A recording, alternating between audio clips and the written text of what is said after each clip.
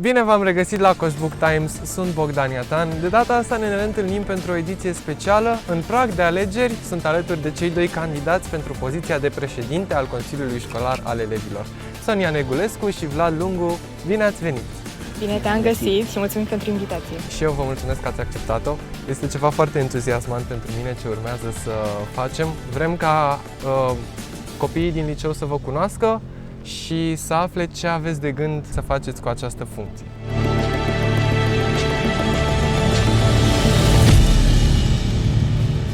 Și începem.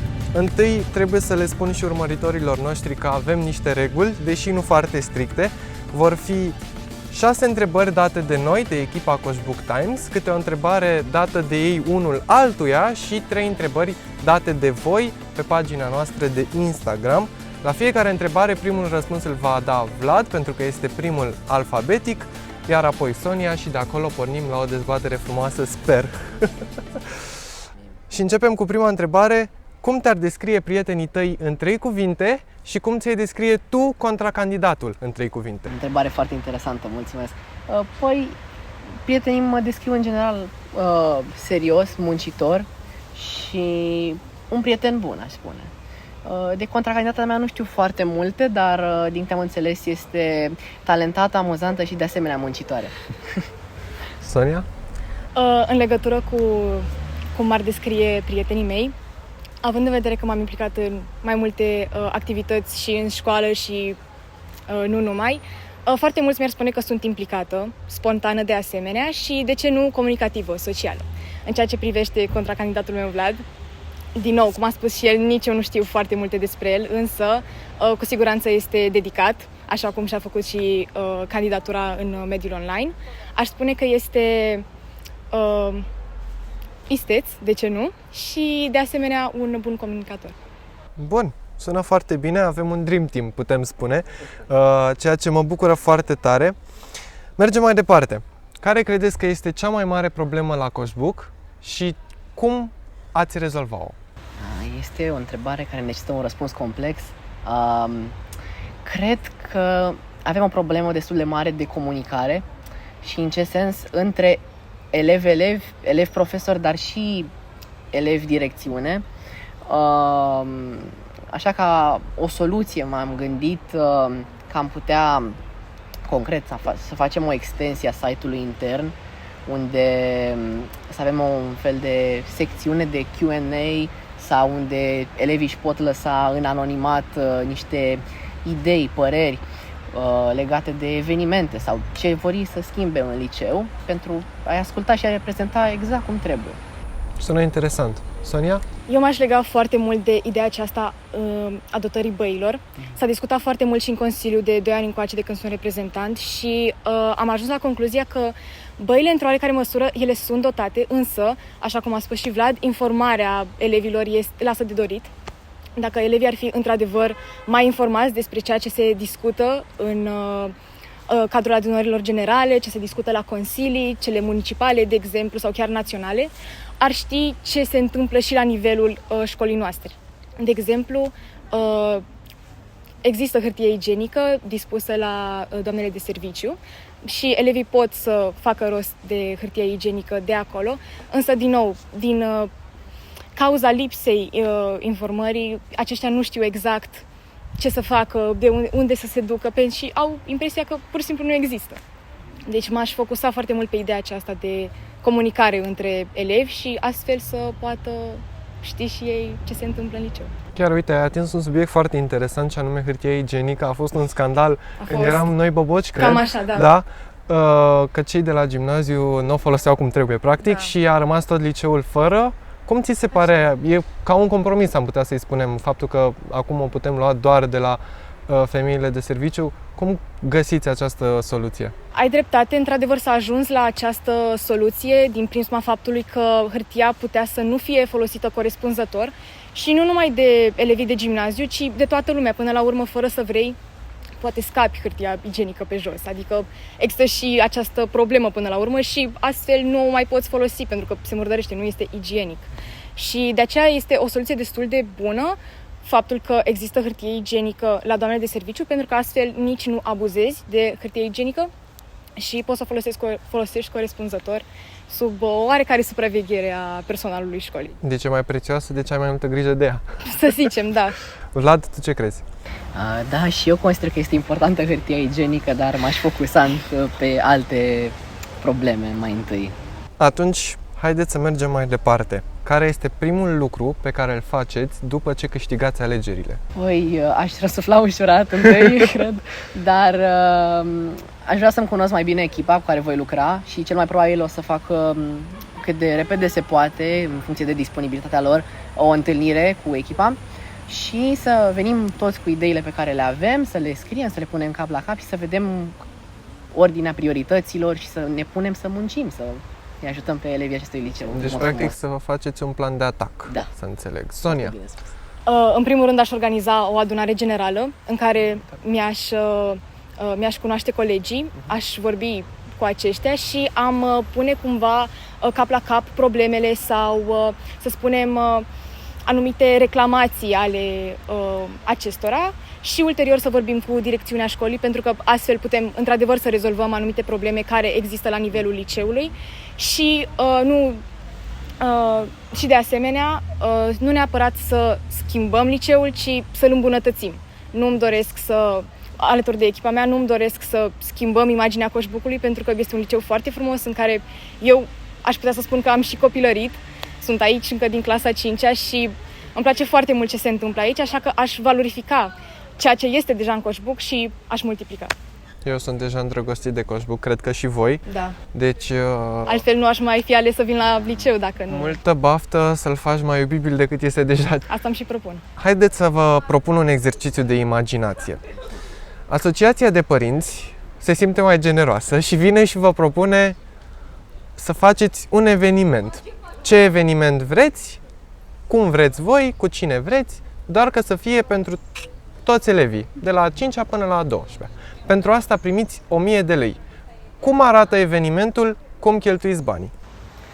Păi întâi evenimentul va arăta foarte bine și vom cheltui cu cap, dar nu, eu cred că putem organiza ceva foarte drăguț printr-un concert sau o gală cu câțiva din foștii elevi ai Coșbucului. Avem nume destul de mari care au studiat aici, cum ar fi Alina Eremia sau Ozana Barabancea. Putem să vorbim cu dânsele, poate vor veni și ne vor lucra prezența, vor cânta ceva. Și de asemenea evenimentul am putea să-l transformăm într-unul caritabil prin a vorbi cu o agenție, de exemplu Dăruiește Viață, sau sunt o grămadă, găsim sigur copii sau cazuri care au nevoie de donațiile noastre și din acei 1000 de lei mă gândeam să împart banii în două, să fie un fond de urgență de care nu mă ating decât în cazuri excepționale și cei 500 de lei să-i folosim în promovarea evenimentului sau alte nevoi pe care posibil să le avem. Mai concret? Nu știu, pentru scenă sau dacă nu avem spațiu să închiriem un loc. Cu 500 de lei. Încercăm, găsim. Dacă nu, venim la ceilalți bani din fondul de urgență și vom folosi și pe aceea. Rostul unui fond de urgență. Da, dar dacă rămân bani acolo la finalul evenimentului, noi vom dona și pe aceea cauze, adică să vină ca un surplus din partea noastră. Și cred că am uitat să menționez că am putea adăuga o taxă minimă la intrare de, nu știu, între 10-30 de lei, nu mai mult. Adică Care de asemenea să fie donată. Am înțeles. Interesantă abordare. Sonia? În ceea ce privește acest eveniment, perfect de altfel, cu așa sumă de bani din partea Asociației Părinților. Generoși, am zis. Generoși, într-adevăr. Dar nu imposibil. Eu m-aș focusa foarte mult și pe evenimentele care deja au loc în liceul nostru, cum ar fi, de exemplu, Târgul de Crăciun sau Ziua Porților Deschise, și să folosesc cumva fondul respectiv pentru a dona unei cauze sociale din școală. Pentru că știu că sunt mai mulți copii care ar avea nevoie de acest fond și consider că aș putea să folosesc suma respectivă nu numai pentru organizarea evenimentului, ci și pentru a dărui banii mai departe prin donații, de fapt. Interesant. În ceea ce privește evenimentul în sine, probabil primul lucru care îmi vine în minte acum ar fi chiar o petrecere de Halloween, pentru că știu că prinde foarte bine și copiilor de gimnaziu mai ales le place foarte tare. Și astfel, cei de liceu ar putea să fie implicați ca voluntari și să facă cumva posibil această magie a celor de gimnaziu să devină realitate. Și- Ori de Halloween, ori de Crăciun, să fie ceva interactiv cu aceștia. Și le dați diplome voluntarilor. Și nu? le dăm diplome voluntarilor, cu Întrebarea de pe siguranță. buzele tuturor, nu? Cu siguranță. Interesant. Deci, două abordări care sună foarte, foarte bine. Bun, în spatele vostru, în spatele tău, Sonia, și în stânga ta, Vlad, se zvonește că se va ridica curând un nou corp. Terenul a fost deja expropriat liceului și așteptăm ca cât de curând lucrurile să înceapă să se miște. Ce îi lipsește clădirii în care studiem noi acum și trebuie neapărat să avem în noul corp? Pentru început vreau să spun că este foarte bun acest demers de a construi un nou corp. Cred că suntem destul de înghesuiți și noi din liceu, dar și cei din generală, în aceeași clădire care, după cum puteți, nu știu dacă puteți vedea, dar cum știți, este destul de mică. Să zicem că e intimă. Sigur. Corpul nou, din punct de vedere, ar trebui să aibă o sală de festivități profesionistă, nu cea pe care o avem acum. Poate o... Cum arată o sală de festivități profesionistă? Cum arată cea de la teatru, dacă vă puteți Aha, închipui. deci ceva de cu genul. cortină, Cu o scenă, culise. cortină, exact. Cum au și la celelalte licee, Scaune foarte cu frumoase. catifea roșie. Putem schimbăm culoarea dacă nu vă place. Dar, da, și o cantină ar fi necesară. Aici e un pic mai greu, dar putem vorbi cu direcțiunea, poate putem să punem în planul noului liceu, noului corp. O dilemă și un argument contra cantinei. Se zicea până acum, nu avem timp efectiv în pauzele de 5 minute să mergem la o cantină. A apărut această pauză de 10 minute. Crezi că ar fi suficient pentru a merge la cantină? Sau ne rugăm de doamnele directoare să ne mai dea încă 10 minute la pauza de 10 minute? Cum mai gestiona? Spre a doua variantă cu rugatul direcțiunii, fiindcă în 10 minute este absolut imposibil, dar în 5. Putem să avem o pauză mare cu adevărat de 20 de minute, fiindcă alimentația elevilor este foarte importantă. Nu poți să înveți pe stomacul gol sau cu ceea ce poți găsi la autonomat, care de multe ori este defect, din păcate. Mi-aș dori să intervin în ceea ce ai spus adineauri. Din ce fonduri ai face posibil acest lucru? Pentru că trebuie vorbit mai întâi. Sigur, păi din fondurile statului pe care le fiecare liceu le primește de la primărie. De asta am spus, în planul noului liceu să intre aceste costuri suplimentare, adică de asemenea direcțiunea trebuie să vorbească cu primăria. Nu este ușor, dar nu sunt aici să fac lucruri ușoare, sunt aici să aduc lucruri mărețe în liceul ăsta, care deja este pe cele mai înalte culmi. Foarte interesant și de apreciat ambiția ta. Sonia? Eu fac parte din acest departament de activități extrașcolare, dacă știți, din Consiliu. Și am observat pe parcursul anilor că fizic nu avem unde să ne desfășurăm activitatea. Nu numai departamentul, ci cele 30 și ceva, 36 de cluburi, foarte multe cluburi de care dispune liceul nostru. Consider că acel corp, pe lângă spațiu de relaxare, ar putea să fie folosit și în ideea activităților extracurriculare, pentru că astfel am avea și anumite săli pe care nu neapărat să le folosim pentru aceste activități, am putea de altfel să ținem anumite cursuri sau anumite conferințe, nu de dimensiuni foarte mari, în schimb acel spațiu poate fi folosit și în acest sens. Și din nou revin la această idee cu activitățile extrașcolare, eu cred că ar fi foarte util, adică imaginează-ți că trupa de teatru, până la urmă, există zile în care se suprapune cu ședințele de la Clubul de Voluntariat Interact și nu au unde să-și desfășoare activitatea, pentru că sunt mulți membri la ambele cluburi și e destul de greu să găsești o sală în care să repeți pentru o piesă sau în care să dezbați anumite proiecte pentru voluntariat. Astfel, săli diferite ar putea să fie folosite în acest sens. Și mă gândesc că un corp nou ar putea fi răspunsul pentru această problemă. Și ne faceți și nou în studio cu lumini și cu... Ne mai gândim. Bine.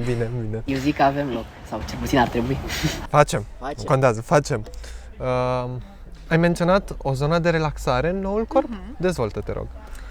Există anumite licee din București care au aceste zone de relaxare și mie mi se pare că sunt foarte utile și de asemenea interesante. Sunt un spațiu în care poți să socializezi până la urmă.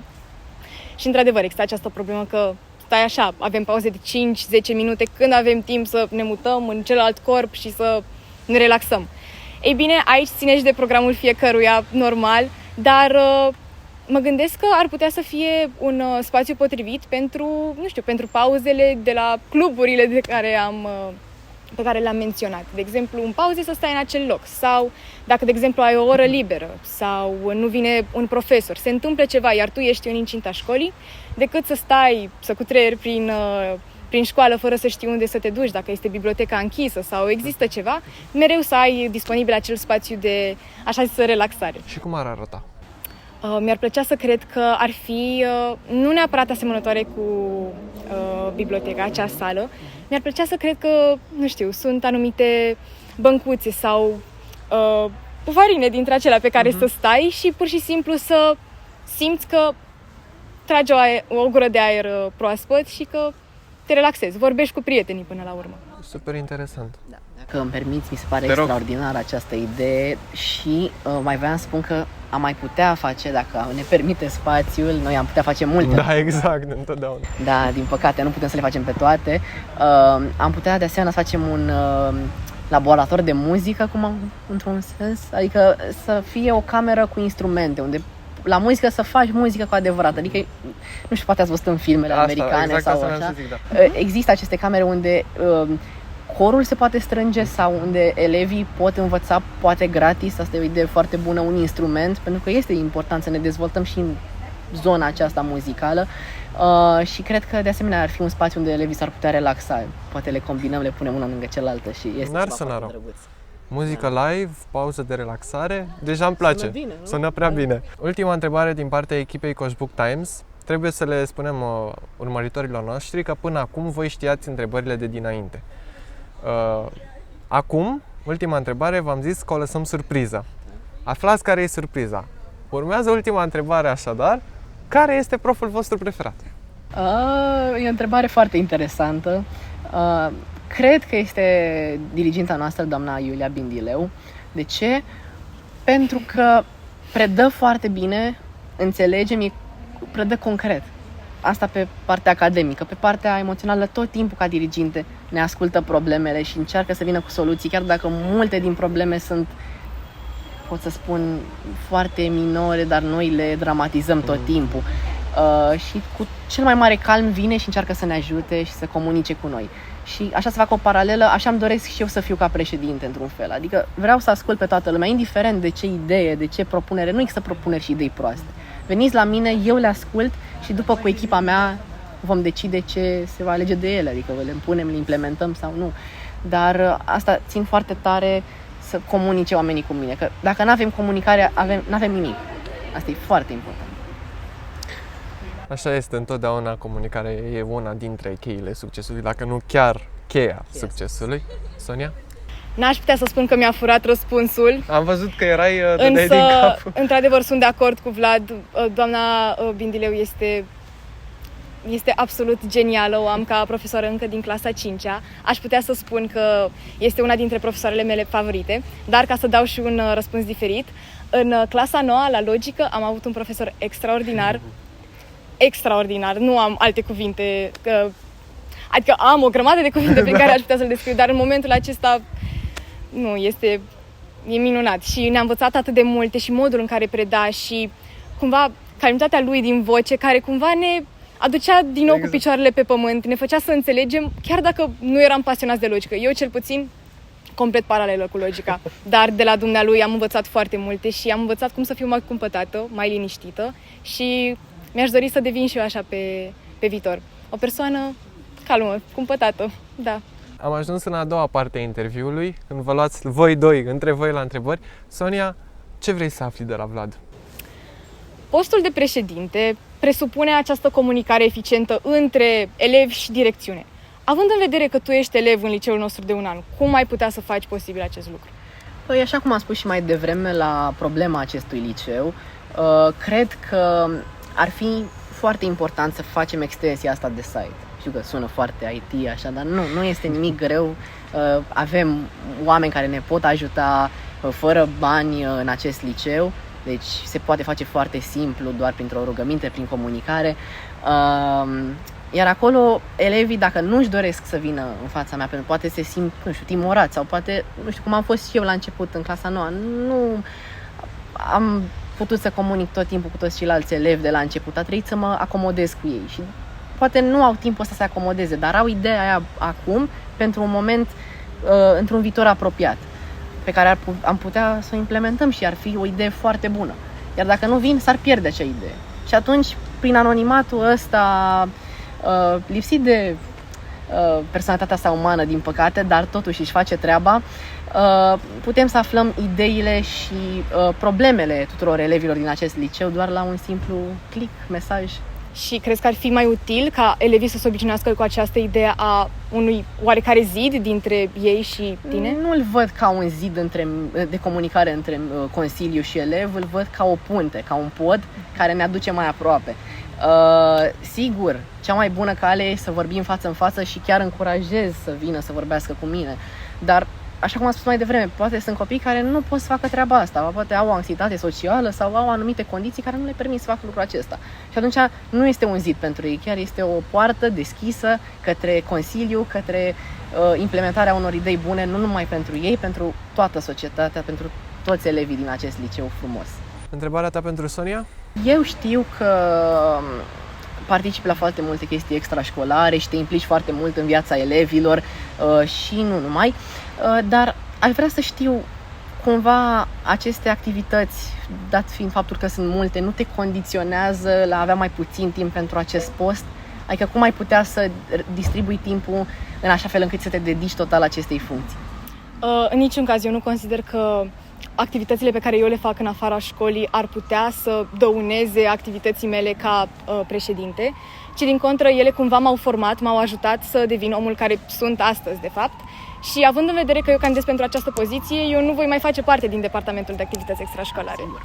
Deci, cumva, există această poartă care mi s-ar putea deschide, în schimb, departamentul de activități extrașcolare va fi lăsat în spate. Însă eu cumva îl țin cu mine ca fiind o experiență pe care eu am acumulat-o și în niciun caz care să îmi dăuneze pe viitor. Bine, voi avea mai multe responsabilități plecând de la departamentul acela, devenind președinte, că trebuie să-i coordonez pe toți. Dar... Și cu cea mai mare plăcere. Mergem mai departe, vă mulțumesc foarte interesant întrebările voastre. Și acum a sosit momentul să vă adresez curiozitățile urmăritorilor noștri, așadar pe Insta Story Coș Book Times, nu știu dacă se mai folosește acest termen, dar nu contează, v-am întrebat pe voi ce întrebări aveți pentru ei și am selectat 3 dintre cele foarte multe curiozități pentru care vă și mulțumim că le-ați adresat. 2 dintre ele sunt sub anonimat la cererea emițătorilor și una dintre ele este dată de Patricia de la 10R1, cu care și începem.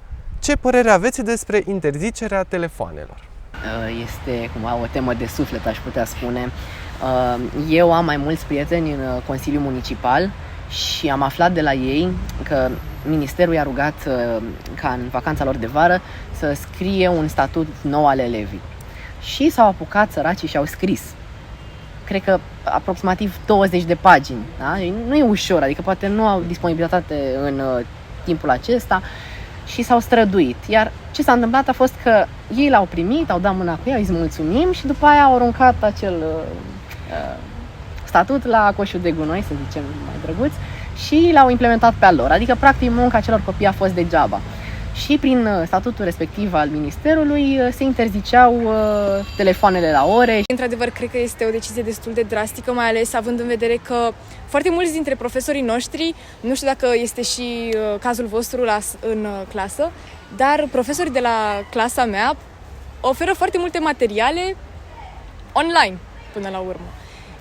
Și avem nevoie de acest acces pe telefon pentru a putea vizualiza materialele respective și mi se pare că este puțin peste mână toată chestia asta cu interzicerea telefoanelor.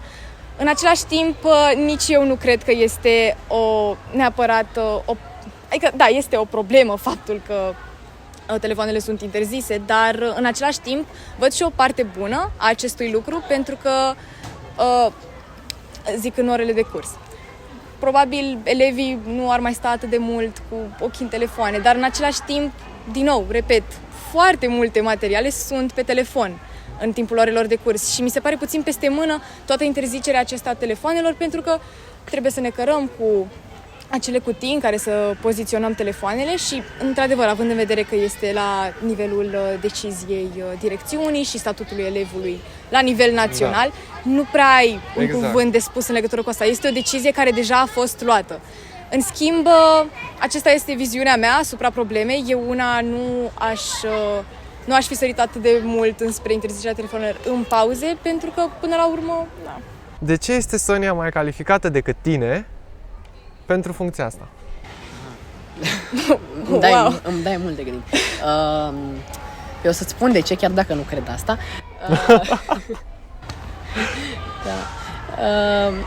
Cred că și ea se dedică foarte mult, la fel cum mă dedic și eu, în general, în lucrurile pe care le facem. Adică asta este foarte important într-un candidat, dar și în fiecare dintre voi.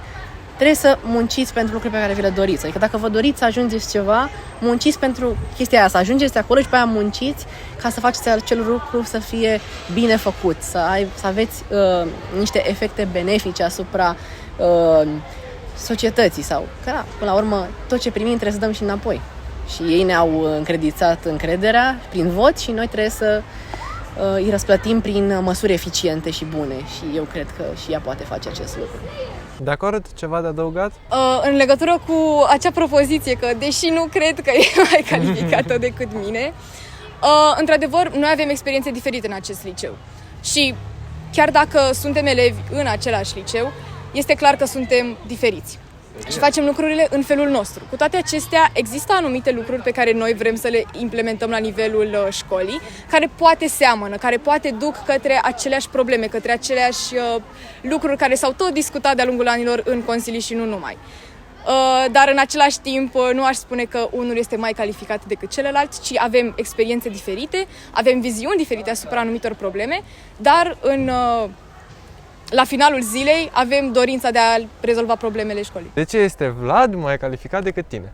Eu cred că deja am dat răspunsul la această întrebare. Nu văd că vreunul dintre noi ar fi mai calificat decât celălalt, pentru că este mai mult subiectiv, depinde la ce te referi. Da. Calificat din punct de vedere al experienței, din punct de vedere, el a spus acea propunere a lui cu site-ul. Din ce punct de vedere este mai calificat? Adică amândoi suntem pe uman, în fine, da. La sociale respectiv filo. Adică poți să iei pe mai multe părți, că niciunul nu are o experiență în IT, dar asta nu înseamnă că nu este capabil de a face acel site. Sau corect. Nu înseamnă că eu nu sunt capabil de a face alte lucruri pentru liceul acesta, de a face ceea ce mi-am propus pentru liceul acesta. De acord cu răspunsul? 100% de acord și mă bucur că mi-a completat răspunsul și eu aș vrea să spun același lucru. Bun, și încheiem cu o întrebare un pic mai serioasă, așa. Din nou primită de la urmăritorii noștri.